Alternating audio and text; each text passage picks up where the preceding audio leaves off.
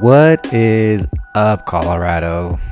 Welcome back to a new episode of Nuggets and Brews, where we talk Denver Nuggets and we get to drink Colorado craft beer.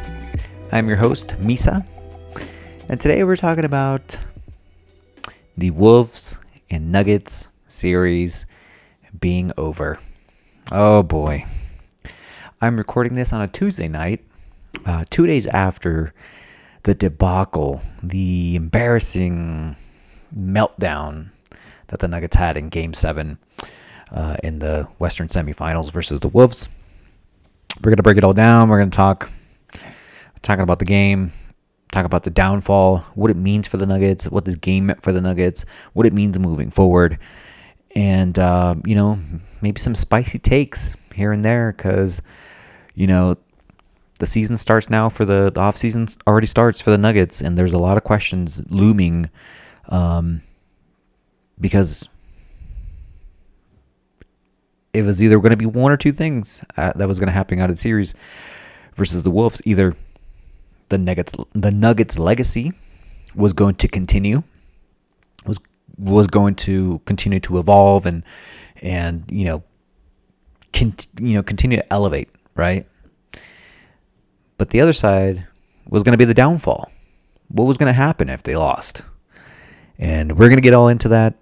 So yeah, let's get right to it. But first and foremost, like we always do on the show, we always like to, because we need a beer. Because listen, on Sunday I didn't want to do it because I got home late. I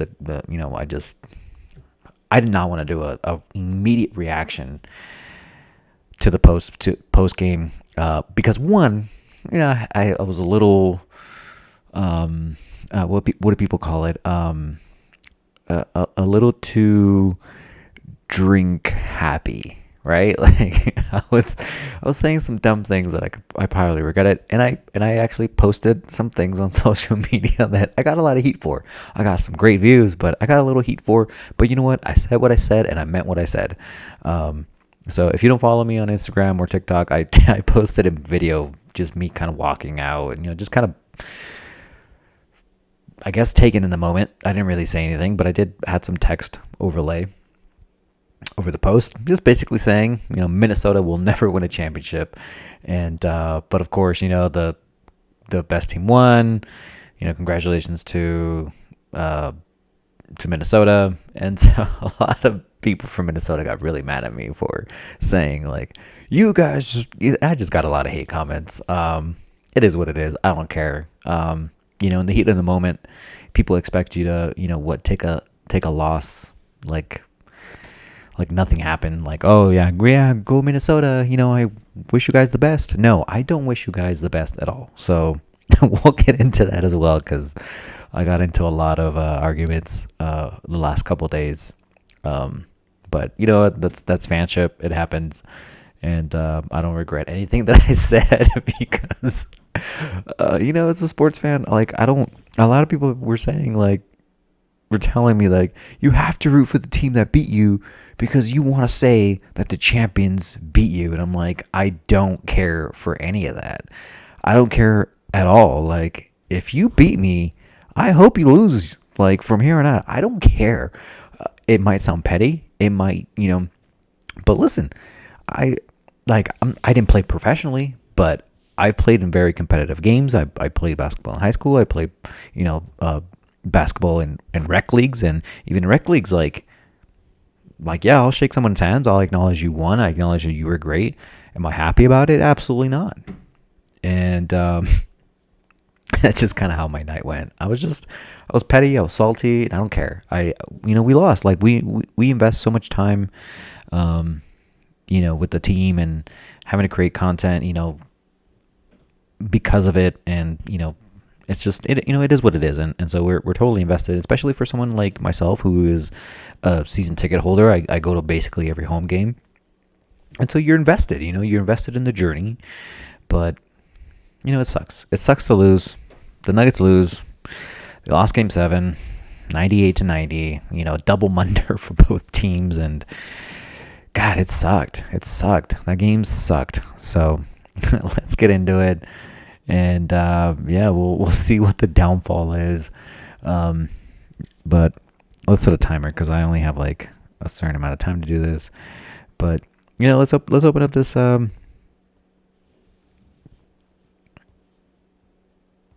Let's open up this beer. This beer is from Incantation Brewing. It's out in Aurora, and I did had this. I did had one of their beers not so long ago. I think it was like a dark lager, but this one is called an Alchemy, and it's a watermelon kolsch. So it's supposed to be a lot more refreshing, a little fruity. We'll see if it actually tastes like watermelon, because it is gonna be summertime pretty soon. It is summertime. It's a weird summertime here in Colorado. It's been raining. But here we go. Let's open it up and let's talk some Nuggets. Let's do it.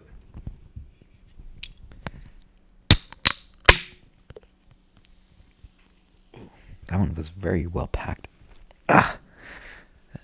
Beer on my face. Let's see if we can get a good pour.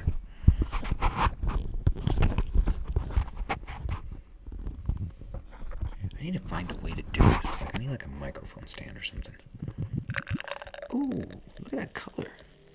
The color is like pinkish, like a rose gold.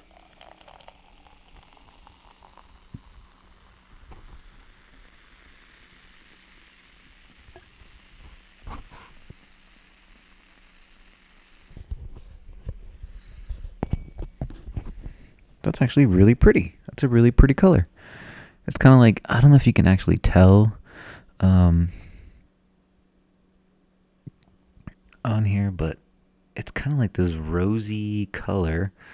It looks a little golden in the light, but off light it looks kind of rosy. Beautiful color. It looks pretty crisp. There's a lot of bubbles in there, as a kolsch should be. I think a kolsch is like closer to like a golden ale. I think it's like a little more funky-ish. Not exactly sure on the science behind it, but the kolsch is pretty good. It's kind of like a lager, so it's like is it a German lager? No. Where would a kolsch be from? I gotta do some research on it, but let's try it.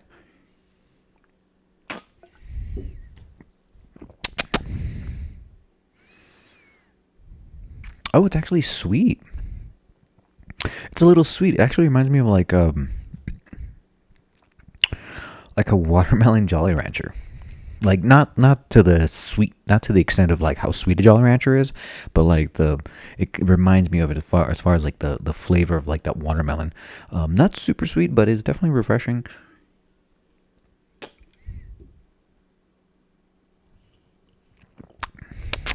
It's good.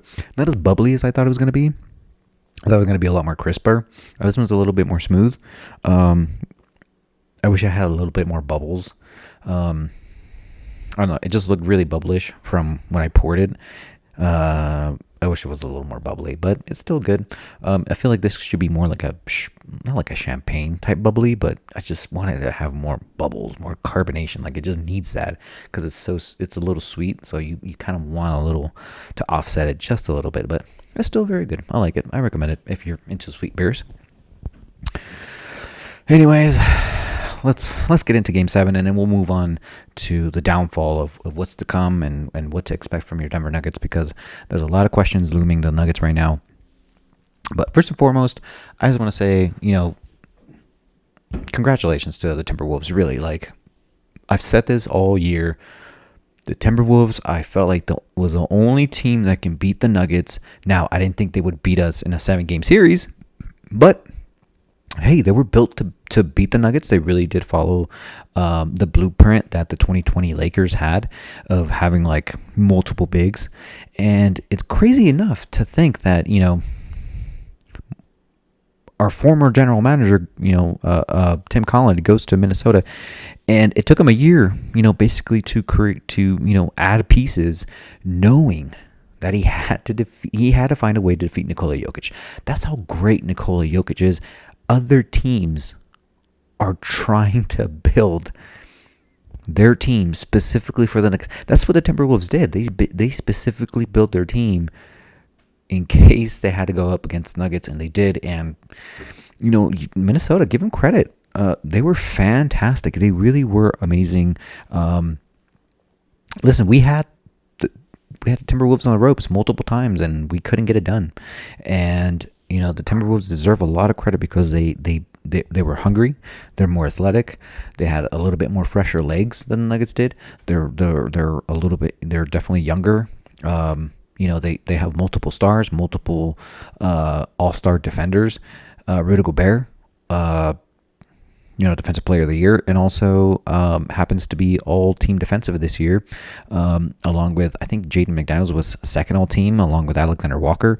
So, dude, that roster is loaded, and you also got Naz Reid coming off the bench. So, Mike Conley, I mean, the roster is extremely loaded, and of course the series was going to go 7 games. It was foolish of me to say that it was going to even go to 5 games.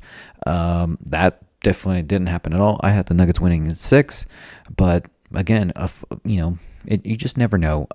But the Nuggets had it. But congratulations to the Timberwolves. You guys really understood the assignment, and you took advantage of the Nuggets' inability to close the door in certain scenarios, and also the Timberwolves took advantage and recognized when the Nuggets were faulting in their offense, or where they were like they took a step down in aggression, or they the Nuggets kind of the Timberwolves did what the Nuggets did to teams last year, where they would find those little moments where the team took their foot off the pedal and the Nuggets just capitalized.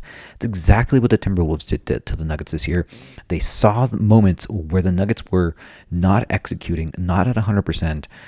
They saw those moments and they flipped the script, and credit to the Timberwolves, they did not allow the Nuggets to get back in the game once they gained a lead in certain games.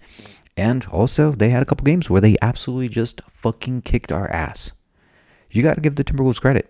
I mean, they absolutely had moments where they dominated the Nuggets, and they had games where they absolutely kicked the Nuggets' ass. But again, the Nuggets, they played a lot of basketball. They really have played a lot of basketball, and you can tell they were...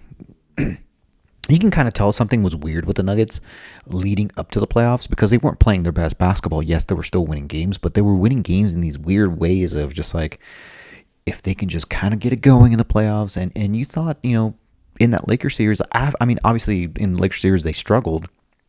They still won that series, but like, you kind of felt like something was weird, something was off. Jamal Murray was not having the best series at all, even though he had his, great moments and things like that. It was just something overall just didn't feel right with the team, and it kind of carried over, from the end of the season into the Lakers series, and then obviously into the Timberwolves series, where they just had these boneheaded lapses where it just didn't look like the Nuggets of old, and they just didn't have they had moments where they just didn't have it. They had it in spurts, they had it in moments, but they just couldn't sustain it from quarter to quarter and from game to game. And that's tough, when you're going up against a team that knows you very well. It's more physical than you, is faster than you, definitely more athletic. It's deeper than you. You need to be at your best. And there was moments where the Nuggets looked like the better team, and then there was moments where Minnesota just looked like they were just one step above us.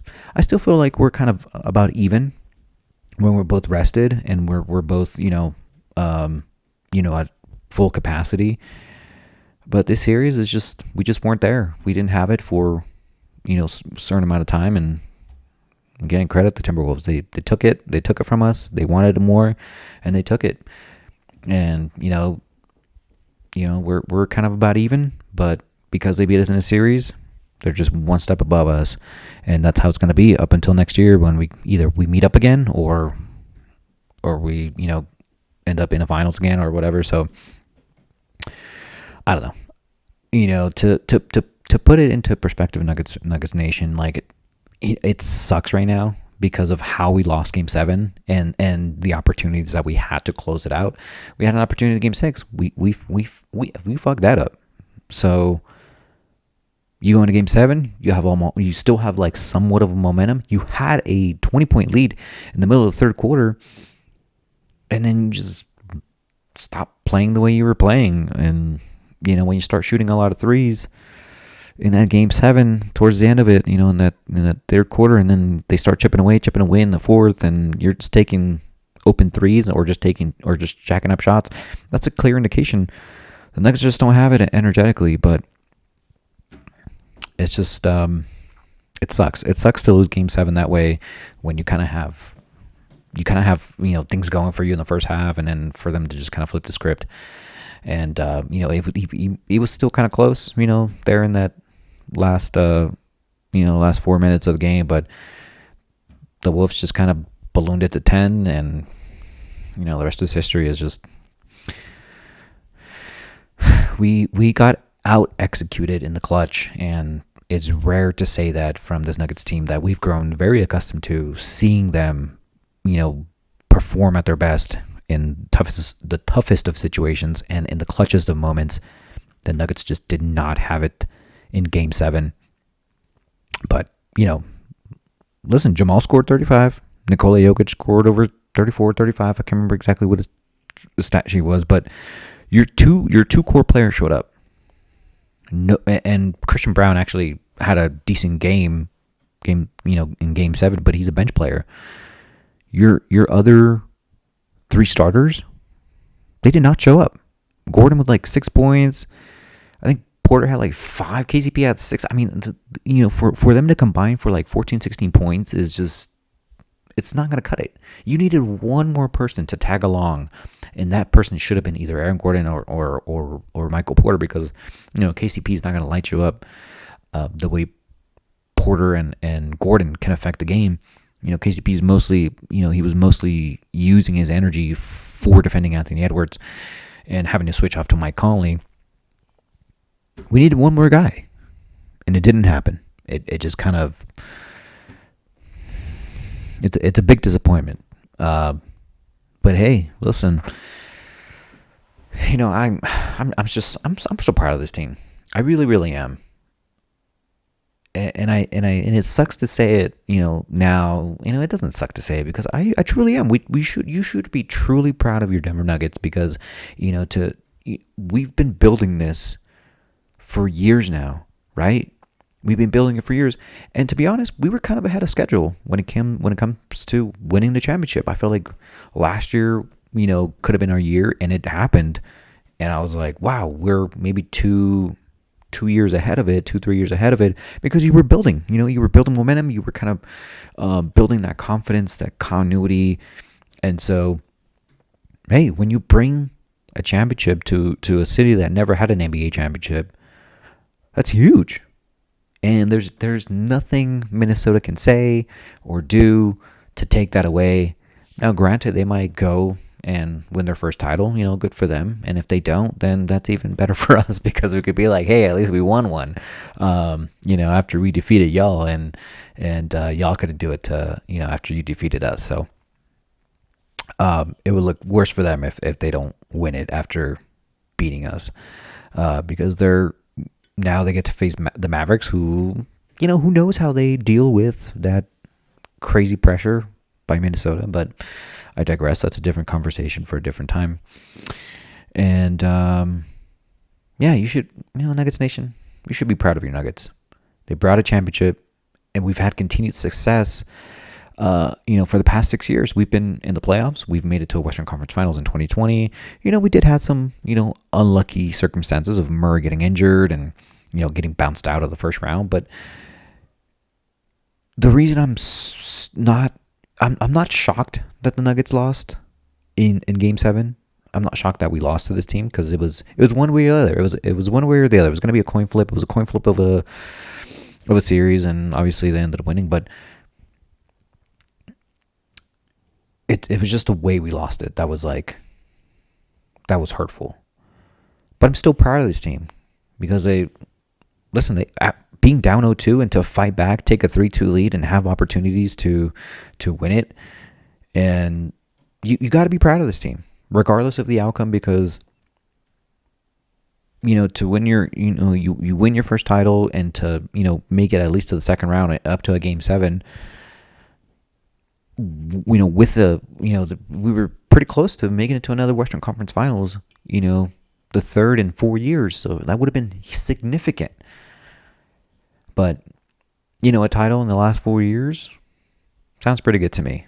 And as a longtime Nuggets fans, as a longtime Nugget fan, I can die happy knowing that Nuggets, I got to experience being at the game in Ball Arena when the Nuggets won their championship. And there's nothing that anyone can say. There's nothing that any other fan base, whether it's Lakers, Celtics, with their 17 championships, some of those fans will never know. They will never know what it's like to win their first.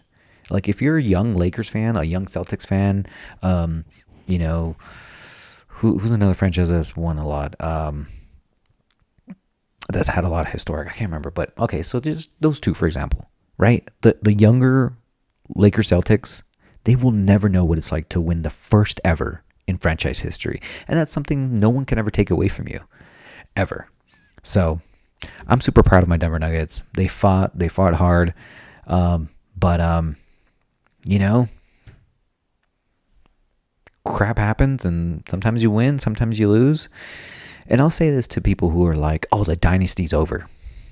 It might seem that way now, but let's remember, some dynasties, they don't always go back to back. They don't always have three-peats. They're kind of one in between certain periods of time that are closer to each other. And listen, the Nuggets are going to be playoff and championship contenders for years to come as long as Nikola Jokic is in a Denver Nuggets uniform. It doesn't matter, how many other teams are, vying for position and getting new free agents. As long as you have Nikola Jokic and as long as you're building correctly around Nikola Jokic, we're going to be in the conversation from here on out. Nuggets ain't going on nowhere, and neither is Nikola Jokic. So get used to it, NBA. Get used to it, because you thought this is a setback. Sure, it's a setback. Absolutely. But I'll tell you what, the Nuggets, every time they've been building, right? They take a step and they take a step down. And every time they've had a step down, or they've had a moment of having to rebuild or retool, or they just like something happens where it's a step back, it seems like the next year the Nuggets come back stronger. And they get better, and they learn from their mistakes, and they come back just a little more hungry. And this year, they were hunted. And next year, like Jamal said, we're back to being the hunters. And it seems like the Nuggets are better hunters than they are the ones being hunted. But, let's be honest. Nuggets, they're here to stay, and they're not going out nowhere. So I'm super proud of you, Denver Nuggets. Thank you so much for giving us like the joy of basketball, of seeing what like true team basketball is supposed to look like, and for being such a unique team. Like a lot of teams now are trying to replicate, not necessarily replicate because it has been done before. The Spurs had that same type of ball movement, team-oriented team play. But, a lot of those teams are few and in between. There's not a whole lot of teams that kind of play the Denver style of offense. And, it's kind of hard to deal with. So I'm super proud of my Nuggets. What a ride. Of course, it had to end. It sucks that it ended this way. But I'm so damn proud of my Denver Nuggets. And because of them winning a championship, I am even more of a diehard Denver Nuggets fan. And I will always be a Denver Nuggets fan. It just sucks right now. It sucks that we lost, but whatever. It is what it is. And you know what? Cheers to another, I would consider this a successful season. Why not? Cheers to another successful season, because despite us losing, there's not many teams that can say, hey, we made it to the second round and we had an opportunity to, win it and go to, to another Western Conference Finals. Not a lot of teams can say that, and not a lot of teams were able to win a championship last year. And so, these past 2 years, I would even include the year Murray was injured. That was another successful season. Why? Because we made it into the playoffs. Everyone counted us out because Jamal Murray was injured, and so was Michael Porter. Or actually, Michael Porter did play last year. Did he play last year? Yeah, he did. Not last year. 2 years before. Anyways, I'm going off topic. So, no, super proud of my Nuggets. And I can't wait to see what the Denver Nuggets do next year. And that is exactly what we're going to talk about after this break. You're watching Nuggets and Brews. Let's go Nuggets. Let's go Nuggets. I feel better today. Yesterday was terrible. It was terrible. It was terrible. It was absolutely terrible. I was so sad I didn't want to do no podcast. I'll be back after this break.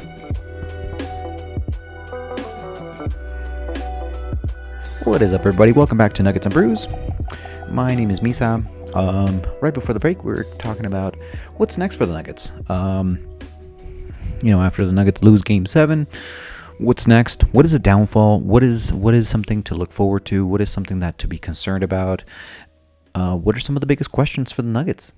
Right? Like, I know it's already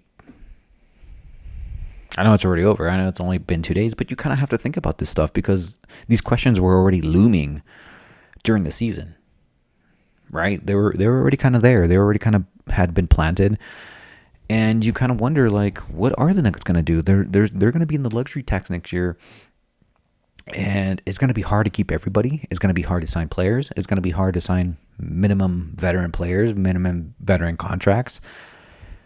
Who do you move? Who do you trade? Who do you sign? Do you continue to draft and develop? What do you do? So there's definitely a lot of things, but one thing I have to make this clear, and I hope that the front office of the Denver Nuggets take this seriously. You cannot waste any more years of Nikola Jokic's prime years. You can't do it anymore. You've already wasted 2 years. You wasted 2 or 3 years already of Nikola Jokic's prime career. You can't do it no more. Jokic is 27, 28. Granted, he can play a long time. He doesn't play above the rim. He doesn't, he's not dunking on people. He's not, he is now. He has some great dunks, but, he doesn't live above the rim. He's just not that type of player. So his longevity, and he's shown his longevity, to be a major factor and a major contributor to him being an all-star and a superstar and the best player in the world, 3-time MVP. Availability is your best attribute, and that one of Nikola Jokic's best attribute is being healthy and being a smart player that stays healthy. So you absolutely cannot waste any more years of Nikola Jokic's career. You need to start building for now, not for the future. You need to start continuously build for winning now. Nikola Jokic is no longer in his earlier years where you're trying to discover what kind of offense you need to run, what kind of players you need to have in run. No, you should already know what kind of players we need. First and foremost, we need more shooting. It doesn't come easy in the NBA because teams tend to keep their best shooters and they tend to play them well, and so they like to stay where they like to get paid. But who says that we can't make some things work? Listen, in this offseason, Calvin Booth has a lot of questions to answer and a lot of moves that he needs to do in order to, one, continue contending, and two, you need to be able to stay under your luxury tax or not pay so much luxury tax, because right now you have three max contracts. You're gonna have to move one of them if you're gonna retool this somehow. So who goes? I mean, that is the biggest question right now. There's been a lot of talk right now of trading Michael Porter Jr. And as hard as it is to say, it could be a possibility. I would hate for them to kind of break up the starting five. But in a weird way, who knows if the one piece that might fall first is KCP. Does he come back? I would love for him to come back. He does have a player option, but who knows because who knows if he can get that type of money. I think the Nuggets are going to pay him like around 14, 16 mil. Don't quote me on that. He only had a 2-year contract with a player option for next season. So who knows if he picks that up himself. And if he does, are the Nuggets willing to pick that up? That's 14, 16 mil that they could use for something else. So who knows? Even if KCP departures, Christian Brown will probably end up taking those minutes. And so that leaves the bench a little vulnerable. Who's going to step up from those rookies that we acquired last year? What happens with those people? What happens with those players? But the two things that I had always been adamant about since that 2020 bubble run, even before that 2020 bubble run, or most likely after, because we had a Mason Plumlee in that 2020 bubble run, right? Since then, we haven't really had a true bona fide backup center. We've tried to go small ball. We've tried to give Zeke Najee minutes. That has not worked. He's got really soft hands. Gets the ball knocked out of his hands all the time. And so, you need to get bigger bodies. You need to get a little bigger. You absolutely do. If every team is scheming to get bigger to beat you, you're going to have to counter that somehow. Now, you don't have to get extremely big, but you just need to get in some extra bigger, taller bodies. You got to get some beef up in there. We have a lot of lanky, athletic guys, a lot of tall guys like Michael Porter. We don't have a lot of, beef. We don't have a lot of, just big manpower like Nikola Jokic. We need, as much as I love DeAndre Jordan, he doesn't fit the Nugget style of offense relatively well. You do need like a big that can kind of handle the ball a little bit. So, you got to get a backup center. You absolutely have to get a backup center. And second of all, you have to get a backup point guard. It can't be Reggie Jackson. Homeboys, as much as I love you, Reggie. I have a lot of respect for Reggie. He's a veteran, but he's getting up there in age. And he was not reliable in the playoffs.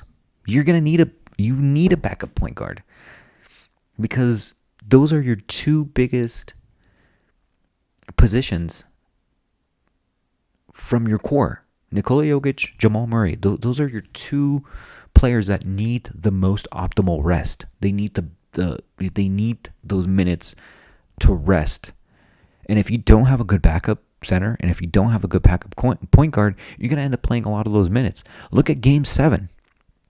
Nikola Jokic sat out for 1 minute, right? And he played pretty much the entire first half. He was gassed by the fourth quarter because we don't have anyone else to replace him, to give him just a few minutes just to rest. We need those two things need to become like priority immediately. I don't care how you do it. You need to get a solid backup center and a solid backup point guard. Everything else can kind of, you have enough pieces there with Julian Stryler that can cover your shooting guard. You have, Peyton Watson, small forward that can play some small ball minutes.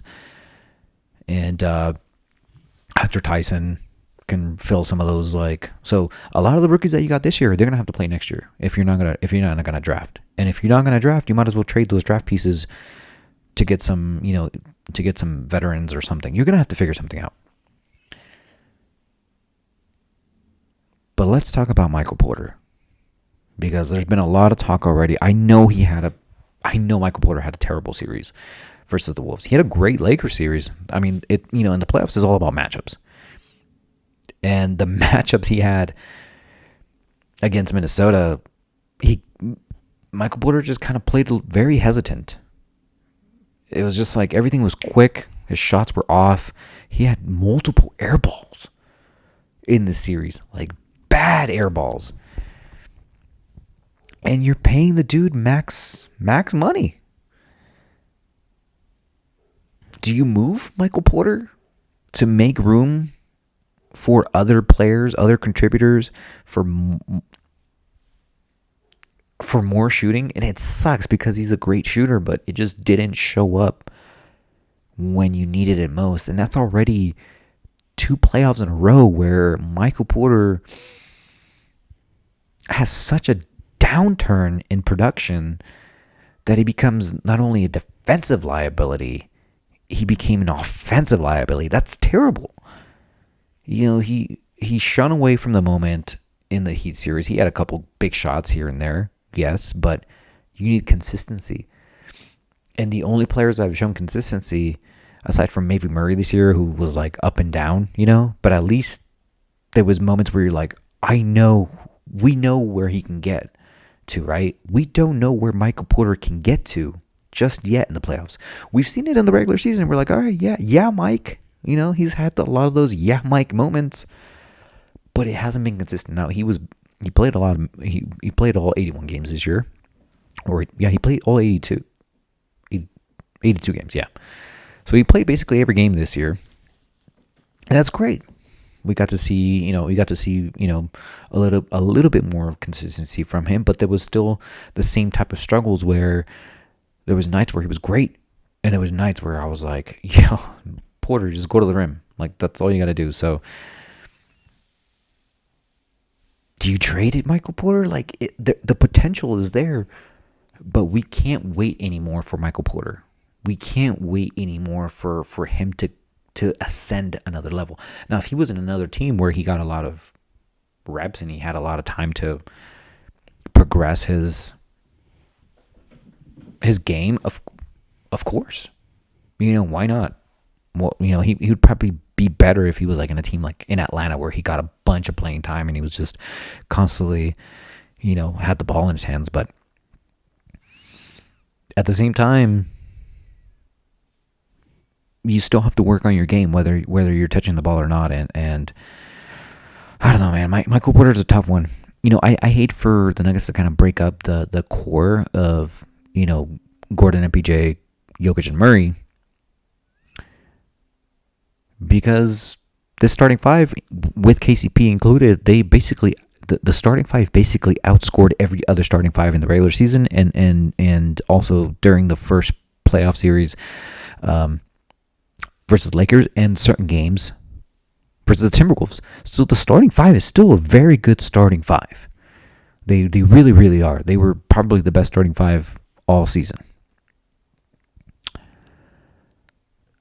But the lack of connect between Calvin Booth and the developmental process of Michael Malone and not getting those younger guys, ready for the playoffs. There's this lack of trust between the coach, GM, and then obviously the coach and players, because Michael Malone definitely didn't trust Peyton Watson in certain moments in the playoffs, and of course I wouldn't either. He as dynamic as he was certain times,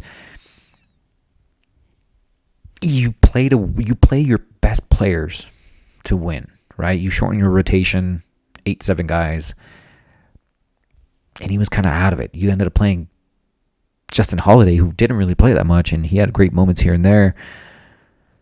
But again, it's like you didn't develop your player to be ready for the playoffs, and so there right now there's a big disconnect between Calvin Booth, Coach Malone, and then Coach Malone and like the young guys, because we know Michael Malone doesn't like to play the young guys, and one or the other is going to have to change their approach, or both of them is going to have to come to an agreement to, hey, either get more veteran players because we need to win now, or if developing is the way to go, it doesn't suit well for winning now, especially with Nikola Jokic's prime years. You don't want to waste any more. I just said it. You don't want to waste any more years. So, they need to get together and really figure that out, because championship windows close so quickly. They come and go like that. Look at the Warriors. A championship in 2022 couldn't even make the playoffs this year. And so now they're going to have to retool as well. And so, those championship windows close. They close very quickly. And you're going to have to make some dramatic move, whether that's moving Michael Porter, maybe moving Jamal. I would hate that. But I've seen some crazier things in the NBA. But I hope Calvin Booth does the right thing. Listen, you have to give Murray the benefit of the doubt, because the only thing I wish for him is just be in shape, dude. Come back next year in shape, ready mentally, ready physically, because that hindered you all year with your legs, your calf later in the year. dude, just get healthy this offseason. Stay healthy and get in shape. That way you can last. You want to make the All-Star? Come back next year in shape. Anyways, as I was saying, heard a lot of talk about Michael Porter getting traded. Do you trade him? Would you trade him? Let me know in the comments, because I'm really curious to hear like what people think about this take. I would hate to lose Michael Porter because the comparison was KD type shooting, right? Will he get there? Do you wait another year? Do you pay that luxury tax next year and just say, F it, we're keeping the core one more year. We're going to run it back because we won a chip with them. Will a year of continuous progression and continuity, will that continue to translate to success? Will that continue to translate to postseason success? I think so. But I think it's going to come down to, will the Nuggets have enough trust in each other, especially with Nikola Jokic, controlling a lot of things? Will he have enough trust to give it to Porter here and there? So I don't know. There's a lot of questions to be answered, and there's like this weird, I wouldn't say there's like, animosity or anything in the locker room. No, not at all. I think it's just like the play dynamic of like who does what in certain situations, and right now, because Porter struggles so much in those playoffs, you're just gonna have to wait and see what happens, because I'm very interested to see if Michael Porter gets traded, and if he does, I wish him the best, obviously, but damn, it would suck to see him go. I would just run it one more time and just, I don't know, it sucks because you kind of need to move Porter to be under the luxury tax, so you're not penalized all these like stupid things that you have to kind of go through whenever you're over the luxury tax. And the Nuggets owe a lot of money right now. So, and also Jamal Murray's entering the last year of his contract. Do you pay him a max? Is he a max player? He's going to have to prove that next year. He really does, because, as much as we loved him in the championship run, we kind of had a little bit of like easing off of him because of coming off an injury. This year, it's like, dude, we need you to elevate. We need you to be like elite. You want to be known as an all-star? You got to be at all-star level. You got to be at all-star shape. You got to be at all-star mentality. And Jamal is just not quite there yet. So, again, next year is going to be a prove-it year for Jamal Murray. It's going to have to be. You're going to have to earn it next year, because if you don't, the Nuggets they might move away from Jamal Murray, and they might not end up getting nothing in return because they didn't sign him quick enough. So there's a lot of things looming in the air for the Nuggets, and I hope they do the right decisions. So, listen, this is what I would do if I was Calvin Booth. For one, you have to retool the bench. You have to get some veterans. One way or another, figure it out. Do your thing. That's what they pay you for, Calvin Booth. Figure it out. Get more veterans. Backup center, backup point guard, and retool. And you better tell Coach Malone, Calvin Booth, you tell Coach Malone, I need you to develop these younger players. Stop wasting them on the bench. Develop them, please. There's 82 games in the season. If the Nuggets happen to be up on certain games, please give Nikola Jokic, Jamal Murray, Aaron Gordon some rest during those minutes, and put the bench in. Jesus, come on, Malone. You were able to develop Jamal Murray, Nikola Jokic, and Michael Porter. Why can't you develop these players now? I get that you're in a championship window, but if that's the route you're taking, you need to take that seriously. Develop the players, and if that's not the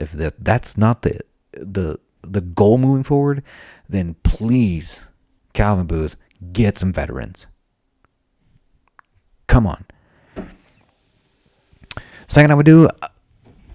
Listen, if Michael Porter is struggling next year towards the trade deadline, trade him. It sucks. It sucks to say it. But again, small championship windows, and they close fast.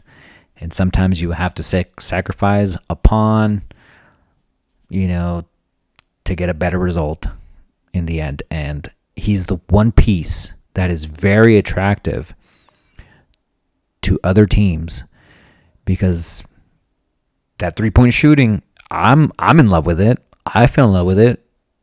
Nuggets Nation loves Michael Porter's threes, and I'm sure a lot of other teams do too. And they're going to be calling about Michael Porter. And if he's struggling, do you trade him?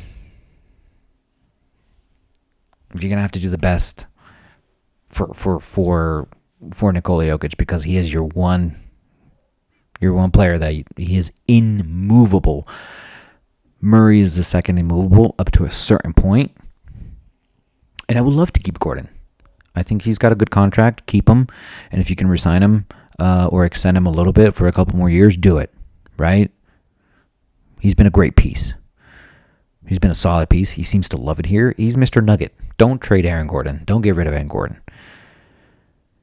But there's also a couple more players that I think are going to be gone. Zeke Najee's gone. He's done. I mean, his contract isn't too bad. People are going to want to pick up his contract. It's not too bad, and I think there's something in his contract that doesn't become voidable. But I think the Nuggets can not necessarily get rid of it, but they can either trade it or release it with minimal impact to the cap because there's like certain clauses in there. So, but don't quote me on it. I'm just kind of speculating because that's usually how kind of contracts go for bench players. But kind of a stupid move by the Nuggets to even give him a contract in the first place. So Zeke Naji, as much as we love you, dude, like you can't stay on the court, and two, like, dude, like you play like a small forward. You're tall. You haven't beefed up. You haven't worked on your footwork. Like you haven't worked on your hands. So you're gone.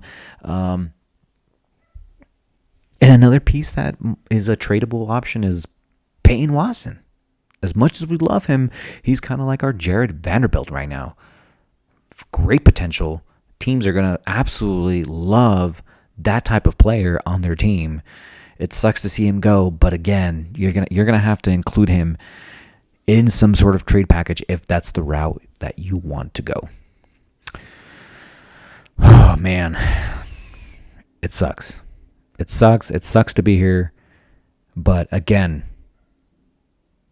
every time the Nuggets have taken a step back or a step down, they've always found a way to re-elevate the team and get better, either in the offseason, through trades, through the draft, or whatever it may be. The Nuggets have shown to continue improving the team and continue building around Nikola Jokic, which is exactly what you want. So, man, sucks to go out this way, but you know what? Nuggets will be back. We'll be back next season. We'll be back stronger.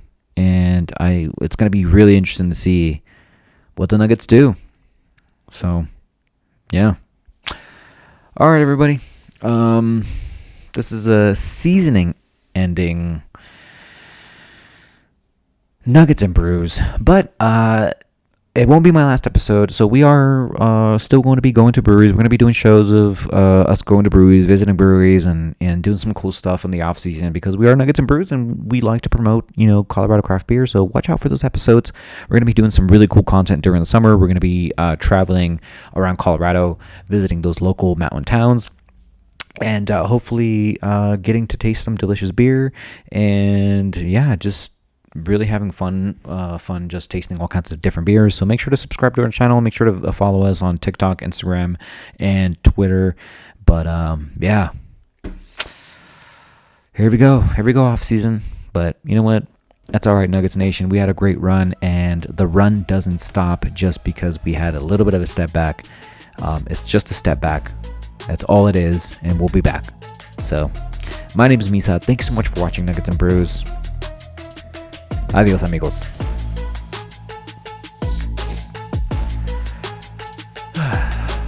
Man, Monday sucked. It was so bad. I was so sad. I didn't want to talk to nobody. There were people asking, go to the game. I did. Don't talk to me about it. Put my headphones on. Man, I such a grumpy butt. I'm such a grumpy butt. I don't care. I love my nuggets. I love them.